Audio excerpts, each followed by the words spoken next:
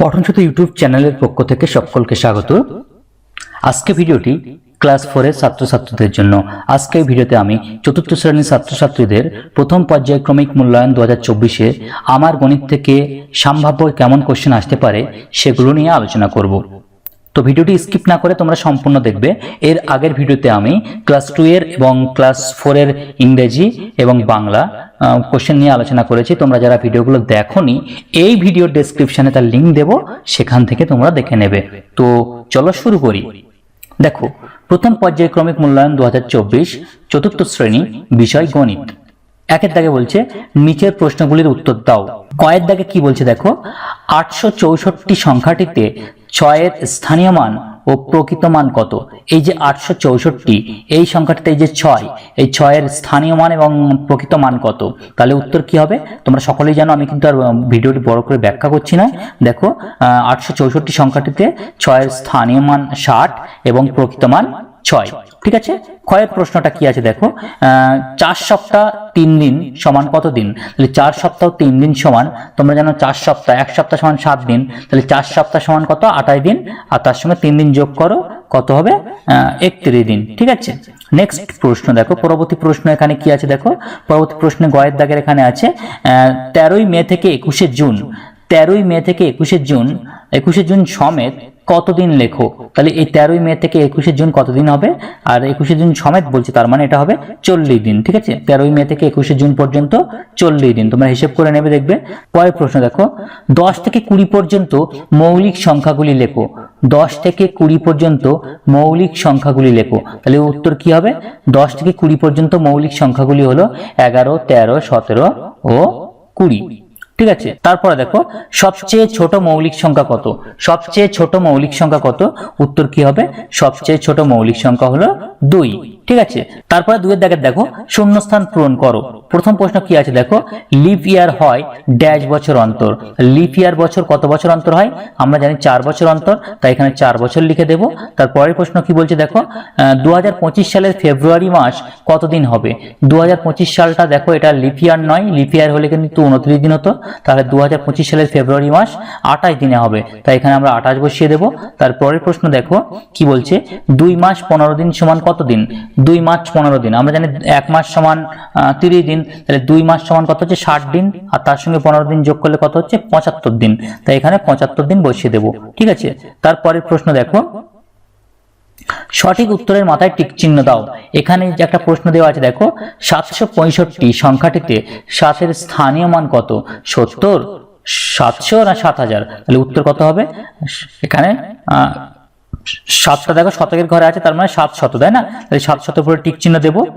ওকে, পরের প্রশ্ন দেখো, এখানে কি বলছে, এখানে বলছে দেখো, 5 বছর 11 মাস, 5 বছর 11 মাস সমান কত? 71 মাস, 61 মাস না 51 মাস? তাহলে এটা কি হবে? 5 বছর 11 মাস সমান, দেখো 5 বছর সমান 5 বারং 60, 60 মাস, আর তার সঙ্গে 11 মাস যোগ করো 71 মাস, তাহলে 71 এর উপরে টিক চিহ্ন দেব। ঠিক আছে, তারপরে প্রশ্ন দেখো 3 দেখো, এখানে কি বলছে, মানের ঊর্ধ্বক্রমে সাজাও। মানের ঊর্ধ্বক্রম মানে ঊর্ধ্বক্রম মানে ক্রমে ক্রমে ঊর্ধ্বে উঠবে, অর্থাৎ ছোট থেকে বড় হিসেবে সাজাতে হবে। এই যে প্রশ্নটা দেওয়া আছে দেখো, 2679, 2672, 2678, 2677, দেখো এগুলোকে মানের ঊর্ধ্বক্রমে সাজাতে হবে, অর্থাৎ ছোট থেকে বড় হিসাবে সাজাতে হবে। তাহলে আমরা কিভাবে সাজাবো দেখো, প্রথমে 2672, তারপরে 2677, তারপরে 2678, তারপর 2679, এটা হয়ে গেল। তারপরে দেখো, মানের অধক্রমে সাজাও, অর্থাৎ বড় থেকে ছোট হিসেবে সাজাও। এই যে প্রশ্নটা দেওয়া আছে দেখো, 5525, 6420, 3421 আর 830, এটাকে মানের অধক্রমে সাজাতে বলছে। তাহলে কিভাবে লিখবো আমরা দেখো, 6420 সব থেকে বড়, তারপরে বড় কত? 5525, তারপরে 3421, তারপরে 830। ওকে, হয়ে গেল।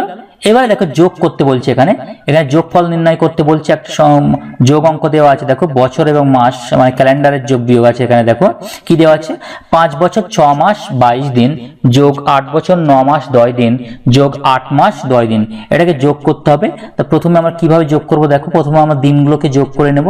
দিনগুলোকে যোগ করলে আমরা কি পাচ্ছি দেখো, প্রথমে আমরা পাচ্ছি এখানে 42 দিন, তারপরে এখানে দেখো 23 মাস, তারপর এখানে 13 বছর। এবারে দেখো 42 দিন মানে 30 দিনের বেশি হয়ে গেলে আমরা সেটাকে মাসে কনভার্ট করে নিই, তাই না? দিনটাকে মাসে কনভার্ট করে নিই। তাহলে এখানে 42 দিন মানে কি, এর থেকে 12 দিন নিলাম আর 30 দিন নিলাম, সেই 30টা এখানে দেখো 23 সঙ্গে যোগ করে 24 মাস নিলাম, তাই না? 13 বছর 24 মাস 12 দিন। এবারে দেখো আমরা জানি 12 মাস সমান 1 বছর, তাহলে এখানে 24 মাস সমান 2 বছর, তাহলে এই মাসটাকে আমরা এই বছরে পরিণত করে নিলাম, দেখো 15 বছর 12 দিন। ঠিক আছে, নেক্সট দেখো বিয়োগ করো। এখানে একটা বিয়োগ দিয়েছে দেখো, 3520 থেকে 159 বিয়োগ করতে হয়। বিয়োগটা কিভাবে করেছি তোমরা দেখে নাও। এখান থেকে এইভাবে ধার শোধ পদ্ধতিতে আমি বিয়োগ করে দিয়েছি, তোমরা এইভাবেই করবে। ঠিক আছে, বা তোমরা যেভাবে বিয়োগ শিখেছো সেইভাবে করে নেবে, দেখে নাও। তারপরের প্রশ্ন দেখো, এখানে বলছে নিচের সমস্যাগুলি গণিতের ভাষায় সমাধান করো। এখানে প্রথমে একটা প্রশ্ন দেওয়া আছে দেখো, কৃষ্ণনগরের একজন কুমোর একদিনে 78টি পুতুল তৈরি করেন। একই হিসাবে তিনি 2 সপ্তাহে মোট কতগুলি পুতুল তৈরি করতে পারবেন? একদিনে 78টি করে, তাহলে 2 সপ্তাহ মানে কত? 14 দিন। 14 দিনে কতগুলি করতে পারবে? এটা অবশ্যই গুণ করতে হবে, অর্থাৎ 78কে 14 দিয়ে গুণ করতে হবে। যেভাবে গুণ করে সঠিক নিয়মে তোমরা গুণ করবে। আমি এখানে সংক্ষেপে কিন্তু করে দিলাম। কিভাবে করলাম দেখো, ওই কুমোর একদিনে তৈরি করেন 78টি পুতুল, তাহলে 2 সপ্তাহ সমান 14 দিনে তৈরি করবেন। 78 গুণিতক 14টি পুতুল সমান 1092টি পুতুল। তাহলে ওই কুমোর 2 সপ্তাহে 1092টি পুতুল তৈরি করবেন। ঠিক আছে, তোমরা কিন্তু যেভাবে গুণ করে সেভাবেই করবে, নইলে কিন্তু নাম্বার পাবে না, পুরোপুরি নাম্বার। ঠিক আছে, আমি এখানে সংক্ষেপে করে দিলাম। নেক্সট প্রশ্ন কি আছে দেখো, যতীন কাকা 2025টি নারকেল 9টি ট্রাকে ভর্তি করে পাঠাবেন। যদি তিনি প্রতি ট্রাকে সমান সংখ্যক নারকেল পাঠান, তাহলে প্রতি ট্রাকে কতগুলো নারকেল পাঠাবেন? বলছে 2025টি নারকেল 9টি ট্রাকে সমান ভাগে ভাগ করে পাঠাবেন। তাহলে কি এটাকে ভাগ করতে হবে? ভাগ যেভাবে করে কিন্তু সেইভাবেই ভাগ করবে, তোমাদের শিক্ষকরা যেভাবে ভাগ শিখিয়েছেন। আমি এখানে সংক্ষেপে করে দিচ্ছি। ঠিক আছে, এখানে দেখো 9টি ট্রাকে 2025টি নারকেল সমানভাবে রাখলে প্রতি ট্রাকে নারকেল থাকবে 2025 ভাগ 9 সমান 225টি। তাহলে প্রতি ট্রাকে 225টি করে নারকেল পাঠাবেন। সরি, এখানে পাঠাবেন হয়ে গেছে, এটা পাঠাবেন হয়ে যাবে। হ্যাঁ, তোমরা পাঠাবেন করে নেবে।